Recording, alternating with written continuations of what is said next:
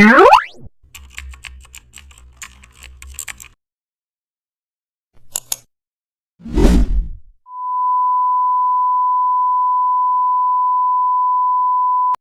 back to the channel, and don't forget to like, share and subscribe for more updates.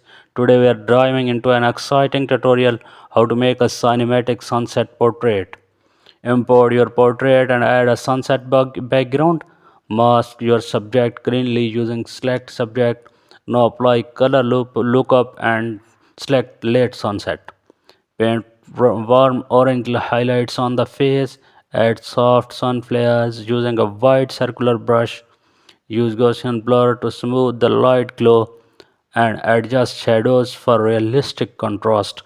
Apply curves to increase warmth in mid-tones. Add birds flying in the background. Paint golden reflections on nearby areas. Now slightly darken the bottom edges. Merge visible layers.